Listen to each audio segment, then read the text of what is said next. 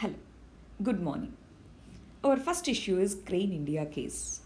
Recently, Crain has got court order to seize the Indian assets from Paris. Why? Why a private company is seizing the Indian government's assets? It's because of this. Recently, there was a controversy that is, Indian government has imposed retrospective taxation on Crain India. It went to permanent court of arbitration. Permanent court of arbitration said that it's India's mistake. So India has to pay this much amount. They have given some amount, this much amount to Crain India. But India has said that we are not going to pay as of now. We are going to file a review petition. That's the situation. Crain India said, we have international stakeholders. They are putting pressure on us. If you are not paying, we are going to seize your assets through court order. It has identified 70 billion assets overseas, Indian government's assets overseas. And then in Paris, it has got the court orders to seize the assets. It has not seized it yet, but it has got the court orders. Similar cases are there with Vodafone and Davos also. Indian government has imposed retrospective taxation, and in Davos case, Indian government has cancelled a deal. With Vodafone, it has imposed retrospective taxation. In permanent court of arbitration in both the cases, that is in Vodafone and Davos cases, it has given verdict in favor of these companies. In this context, we have to see the policy continuity issues. These issues can be resolved amicably. These should be resolved. But after this, what is the way forward? We should have policy clarity. We are not saying that we should yield to them, but we should have policy clarity in taxation issues. Next issue is Facebook and Peace and Harmony Committee. Delhi Legislative Assembly has summoned Facebook's India chief in front of this particular Peace and Harmony Committee. But Facebook said, we are not going to attend. It's a violation of our freedom of speech and expression. Anyway, we are a third party platform. We are not responsible for the content. We are not posting the content. We are not reading the content.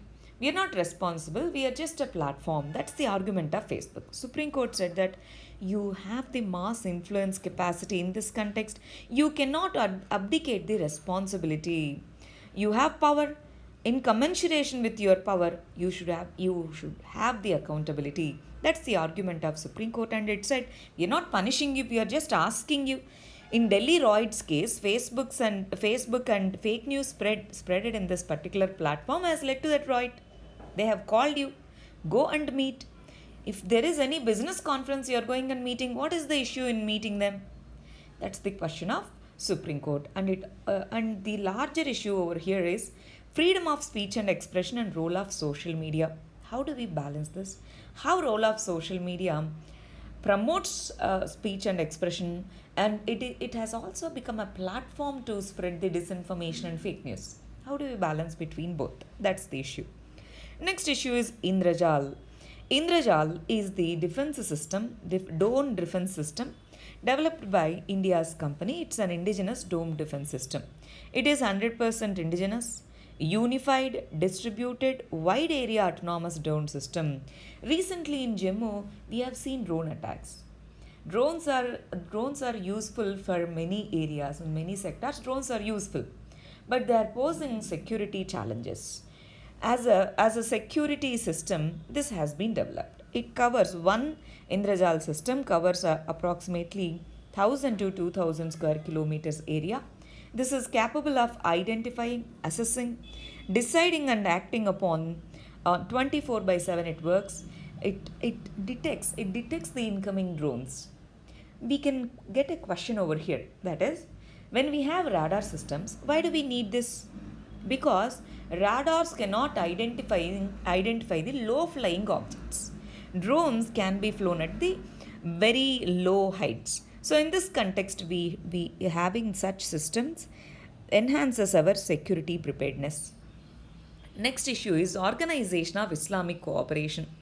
Recently, Chief of OIC has discussed with Indian envoy, and it said that we are ready to negotiate, we are ready to mediate in the Kashmir issue between India and Pakistan.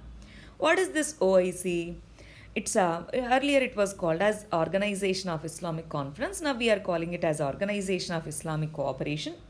It's formed in the year 1969 with, as of now, we have 57 members. This grouping is specifically to protect the rights of Muslims across the world.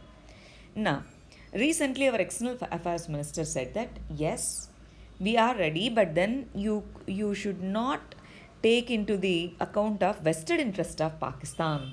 See, we have second largest Muslim population in the world, but you have not made us part of this grouping. We don't have the membership in this grouping. So, External Affairs Minister has said that you should not subscribe to the vested interest from the Pakistan. Next issue is extension of agricultural infrastructure fund loans to APMC markets. Recently, if you have observed, farmer protests are happening. They are still continuing against three farm laws that the government has brought in the last year. Now it says that one of the concerns of farmers is APMC markets, they might go when the private market comes in. That's the one of the concerns. To address that, recently cabinet has extended this fund. What is this? In 2020, this cabinet has approved a fund, 1 lakh crore fund, to farmer producer organizations, SSGs, credit cooperative societies, etc., to build warehouses, to build godowns, to build cold chain networks. So, to enhance the agricultural infrastructure, market infrastructure. Initially, the period is given is 2020 to 29. Now, the loan period is 2020 to 2032. They have extended the loan period, and they said that APMC market upgradation also is added as the beneficiary under this. This financing facility will have interest subvention of 3% per annum up to 2 lakh crore loan. Let's say if you take a 2 lakh crore loan, you will get less interest. Let's say 7% is the loan, you will get it 4% only. The subvention period is up maximum up to 7 years, now extended to 9 years. See, more than 9 years. Now let us understand the editorials now. Cabinet reshuffle. Recently, central government has went for cabinet reshuffle. When this particular party came into power in 2014, it has said that minimum government, maximum governance is our motto. So they have appointed very few, 45 ministers only, but the maximum capacity is under Article 164(1)(a), Article 91st Constitutional Amendment Act. Maximum number of Council of Ministers that we can have is 15% of the lower house of the members. So 45 is very less. So they can have more cabinet ministers or Council of Ministers. But they said we want to keep it at minimum level with maximum governance. But now, to accommodate the diversity and other political interests, cabinet has been expanded. Now, we have to understand from the polity point of view why and how cabinet is important. It has collective responsibility as well as the collective accountability. It acts as a discussion forum. So, in this context, but then we have centralized system. When a centralized system is there, only few cabinet minister, they have more power. We call them as kitchen cabinet. So that should not be there. Cabinet must be included in all kinds of important things. Next issue is trouble in Afghanistan. There are more chances of Taliban taking over. There are many articles in the past few months with regard to Afghanistan. So this issue is evolving issue. You should keep on updating the things. Now, regional countries like India, Iran, Pakistan, China, these countries should get into the action, because what happens when there is a failed state, that is when there is no law and order, no security in a state, vested interest takes control. Al-Qaeda, IS, other terror groups, they might get stronghold in that particular area. That's why to prevent that, we should take the strong action. Next issue is India's political economy and deprivations. Recently, Stan Swami's death in a private hospital, it has triggered into protests from various sections. Now, overall issue, let's not get his is a case study, but let's understand the overall issue.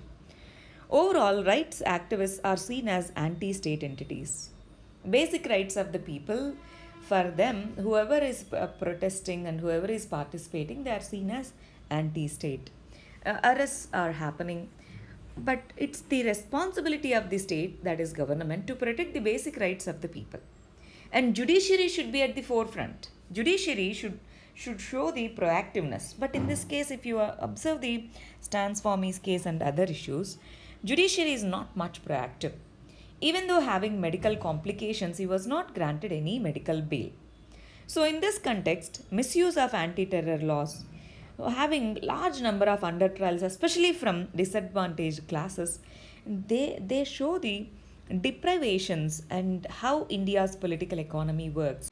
Our final issue is why elected member should be the chief minister. Recently, it's discussed in the context of Uttarakhand case study. Now, under Article 164, it is said that only the member of legislature should become the minister, but a non-member also can become the minister. But there is one condition, that is within 6 months they should get elected into the house. That article is Article 164, subclause 4. But this should be used sparingly. This is an exceptional cause, not a norm. This should not be used for political considerations. This should be considered as an exception. For example, Manmohan Singh.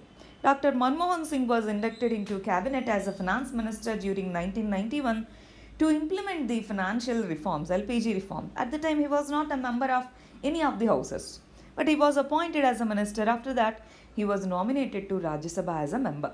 Such cases can be accepted.